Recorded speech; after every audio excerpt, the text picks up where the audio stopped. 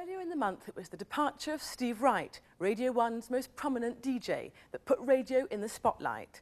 This morning, it was the publication of the latest audience figures, showing that Radio 1 has lost another 200,000 listeners, to add to the 6 million the station shed last year. The really bad news, though, for the BBC is that they're not just turning off, they're turning over to new commercial outfits like Virgin 1215 and Classic FM. Commercial radio as a whole now boasts a bigger total audience than the BBC for the first time in its history. And with big profits suddenly to be made, next month sees further expansion with the launch of a third national commercial station, Talk Radio. It's already capturing headlines with its promise to introduce American-style shock jocks to Britain. So how did commercial radio, for so long the Cinderella of British broadcasting, finally get its act together? And does its success represent a continuing threat to the BBC? It's 26 past 8. Red light goes off, I go in. Stand by. 95.8 Capital FM, London's #1, Tuesday, 17th of January. I think certainly the last couple of years, radio in this country has just come of age, really. I mean, it's becoming like a soap opera. I mean, some of the sort of headlines about, well, us and certainly like Virgin and Radio 1, I mean, it's become like the stuff of life now. 10 years ago, radio's image was comparable to that of the corner shop. I think now it's seen as a glamorous national advertising medium that is by no means a poor relation to television. I think that the reason that the radio world is fizzing up is that you really can't put big new players like Lord Hanson and Richard Branson and lots of new capital into a market and expect everything to stay the same as it always was. How long's the intro on this? Who cares? We're playing you only the hottest new songs, and we got this one out for you. It's called A Change by the Lightning Seeds. Live at lunchtime. Are you hungry for Lisa? Last October, for the first time, commercial radio's audiences overtook the BBC's. Most of the new listeners came from a single source, Radio 1. It is in the absolute teeth of the competitive gale. It's right at the place where all the commercial competitors are fighting for audience share. And the audience they're fighting for is Radio 1's audience. So it was absolutely clear that we had to get stripped down for action in Radio 1. In fact, over quite a long time, the Radio 1 audiences had been gradually drifting downwards and gradually drifting older. And I think if we'd let that go on, we would have been exposed to great danger. And so we decided that it was time for a pretty radical reinvigoration, and that's what's been going on. We're coming from a position, of course, where the BBC was the only radio supplier. So the start point in this competition is BBC 100%, commercial radio nil. We've now moved, after 21 years, to a 50-50 situation, where in the last survey, commercial radio overtook the BBC. Now, a part of that process has been the preparation within the BBC for the Charter Review. And to my mind, they had absolutely no option but to reinvent Radio 1 in the way that it was reinvented. It is true that there were many in the BBC who felt that had the Thatcher government continued, then Radio 1 would be a candidate for privatisation. And don't forget that in 1986, the Peacock Committee actually recommended privatising both Radio 1 and Radio 2. So the loss of audience is something that Radio 1 in particular regarded as a price worth paying for repositioning itself and becoming different and distinctive. The trouble is, Radio 1 did all these things very, very quickly. I don't think there was any alternative unless the BBC was prepared to see Radio 1 privatised. Because otherwise, previously, Radio 1 was doing exactly what the commercial sector was doing. There was no argument for it to take licence payers' money. Whatever the reasons for the audience shift, the effect on commercial radio has been dramatic. 6 million new listeners in just 2 years. But the latest figures released yesterday show that Radio 1's decline has slowed down. What I said when I took over Radio 1 and began making changes to it was that it would take about a year for Radio 1's audience to stabilise. And I think we've seen in the latest audience figures that have been published very strong signs of that happening. Just a small loss of audience quarter on quarter at a time when there are 150 approximately commercial radio services up and down the land competing in different ways with the BBC, and it's become become much more difficult to work out how audiences will flow from one to the other. And there are a number of factors which influence people's behaviour. And one of those is that commercial radio has been becoming more and more profitable and therefore able to spend more money on marketing. You can't be too careful when you've got this much dosh in your briefcase. Tune in to 95.8 Capital FM. But you're talking about very serious business. I mean, I think it used to be a bit of a gentleman's club and people used to amble in and sort of put nice little tunes on, more or less whatever they fancied. And it's become terribly serious now. I mean, the profits involved in the commercial side of it are, you know, as much as an awful lot, or more than an awful lot of television stations. I mean, talking about Capital Radio declared £22.9 million last year. I mean, that is serious money. A key element in the revival of commercial radio has been the launch of national stations. Good afternoon, Virgin. Can I help you? Virgin 1215 providing rock music for 20 to 44-year-olds. On Saturday, but there's ballet there this evening. And Classic FM playing light classical music for upmarket audiences. And South Walsham in Norfolk. This is Longwave Radio, Atlantic 252. From a country house near Dublin, a third unofficial national station, Atlantic 252, avoids British broadcasting restrictions and plays carefully selected pop music across the UK. 20 to 1, Nirvana unplugged in New York at 20. And February the 14th will see the launch of Talk Radio UK, a 24-hour national talk station. Good afternoon, Talk Radio UK. Most advertising agencies would say that radio is definitely the glamour medium of the moment. That's really only happened in the last 2 years, and I think there are a number of reasons for its sudden, meteoric rise in advertising share. The first of those reasons would be the arrival of the new network commercial radio stations, particularly Classic FM. The one that caught everybody napping actually was Classic, because nobody really expected sort of Henry Kelly and a few bits of Chopin to actually do very well. And it did far better than anybody expected.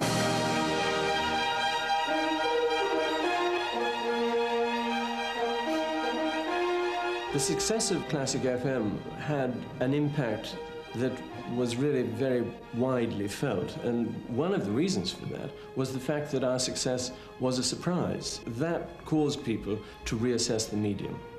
It slightly disturbed preconception about radio. Classic FM, delivered fresh every morning.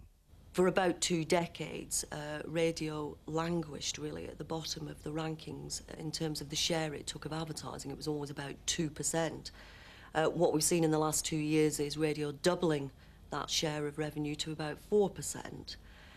If you look at other European markets, you will see radio taking up to 10% of all advertising. I see no reason why radio won't continue this extraordinary rate of growth. As long as the audiences continue to tune in more and more, then advertising revenue will grow.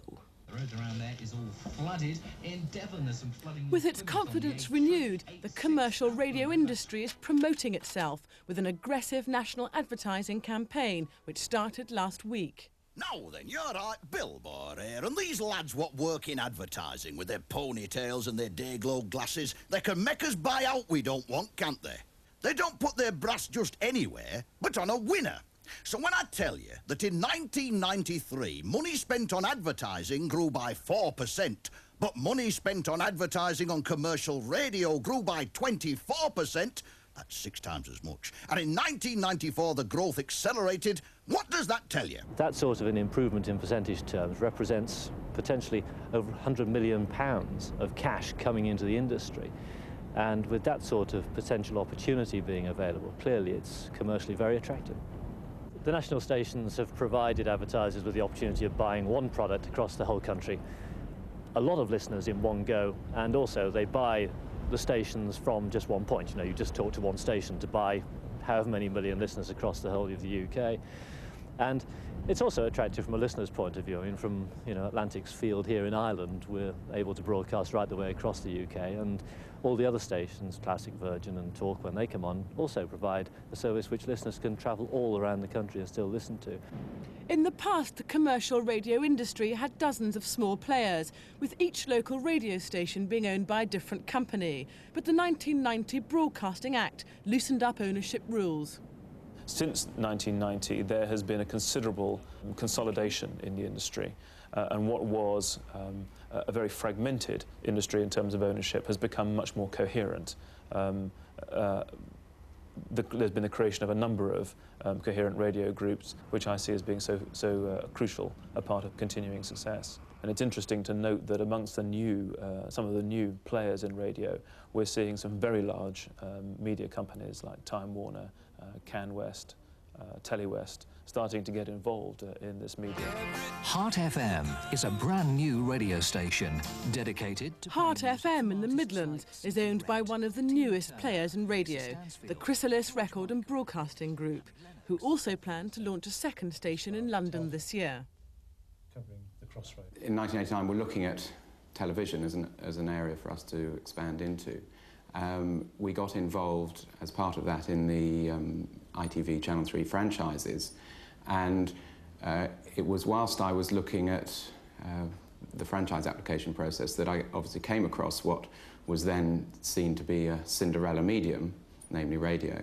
And it immediately struck me as a business that perhaps had quite a lot of opportunity for us. It's now big business. It's not a little boy's game, it's a big boy's game. The city has taken to commercial radio very well over the last couple of years. The returns investors are getting are terrific. And it's now grown up, if you can put it like that, in corporate terms. Fixed costs in radio are really quite low. You have to cover the costs of the studio, cover the costs of the presenters, and obviously you have to cover royalty payments for the music you transmit. But after that, something like 85% of incremental revenue feeds directly through into increased profits. That's really what's been fueling the tremendous growth in the share price of the radio station groups that we've seen in the last 12 months. And we're now in the programming area, which is a hive of activity at the moment, as the producers are bedding in and the presenters are joining as well. Hell of a hive. Hi, Scott. One of talk radio's much-hyped promises is to bring to Britain the American tradition of shock jocks, talk show hosts who are deliberately confrontational. Dan Ehrlich, our dangerous Dan. Yes. I think Sunday mornings, Dan. The American, yes, the American shock jock. Thank you. The type of presenters you'll get on Talk Radio UK will be as varied as Jeremy Beadle through to Scott Chisholm. So you've got a popular television entertainer there, together with a hard news journalist in Scott from Sky Television and various other places, together with an off-the-wall late-night presenter, Caesar the Geezer. So there really is something for everybody, but there will be a vein running through all programming, which is one of entertainment, irreverence, confrontation, yes, to some degree.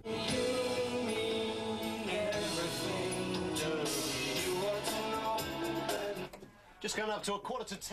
As the competition hots up, big-name personalities are becoming increasingly important, as demonstrated by the media coverage of Steve Wright's departure from Radio 1. Today, Chris Tarrant is the hottest property in radio's crucial slot, breakfast time. All your energy, all your money, all your investment, everything has to go into breakfast. I mean, that's just the way it works. You catch an audience in the mornings because that's the best time for radio audiences. People are running around the house, they haven't got time really. I mean, GMTV and stuff have not done that well in this country. They're getting an audience, but you haven't really got time to sit down and watch this stuff. So radio is there, it's in that room, it's in that room, it's in your car. And I think obviously as our cities get more and more and more congested, you know, radio in the morning at breakfast time is becoming more and more and more important. And of course it's very important to advertisers. People are lying there with one eye open, you know, coming around in their motor cars in a traffic jam or whatever, and they're waiting to be, you know, sold commercials. Thank you. Still taking your calls this morning, 25 past 9, 071 48. Oh, sorry, 0171 4525. I stand correct. Everyone listens to radio at breakfast time. People don't listen to radio very much in the evening, but everyone listens to radio at breakfast. And that's where competition is at its fiercest, and that's why Chris Tarrant and people like that earn very, very large sums. In the case of Chris Tarrant, who presents the most popular programme on the most popular station in the capital and has the lion's share of listening, he earns £504,000 a year. I keep reading that, yes. Come on, they declared £22 million profit last year. It's amazing what people will do to get their hands on my dosh. Tune in to 95.8 Capital FM from 7 till 10. It's going to get more serious as well. I mean, the next few years, I mean, it's going to be like, you know, the main radio presenters and hopefully one or two sort of new hopefuls as well will be paid very large sums of money. I mean, it's exactly what's happening in football, in sport, whatever. I mean, and that's happened to commercial radio, and inevitably that will rub off on the Radio 1s and the other radio stations. If they're going to attract people, you know, they're going to have to pay them, basically. One of the consequences of the arrival of tremendous new competition has been to force up the price of certain things in radio, including the price of key stars at head-to-head competitive times like breakfast time. I think it's a disappointing feature of this explosion of competition in the marketplace that really the overall amount of listening to the radio has remained pretty static. In something like, I suppose, 21 years of commercial radio, they haven't added a single listener to the total number of people who listen to the radio. What they have done is targeted the BBC's audiences. I think that's a sad thing. The problem for the radio industry, including the BBC, is that what it means is that no one can start a radio station and make fresh listeners. You only get listeners by taking someone else's away. Everyone is scrabbling around in a pot that remains the same size, and that is clearly a problem because it means frenetic, frantic activity and the marketplace not increasing overall. It's a very interesting question about whether this attack on the BBC's audiences can continue. I think that although the total amount of competition will grow and go on growing, I think we are coming to a point where the commercial stations will start to cannibalise each other's audiences.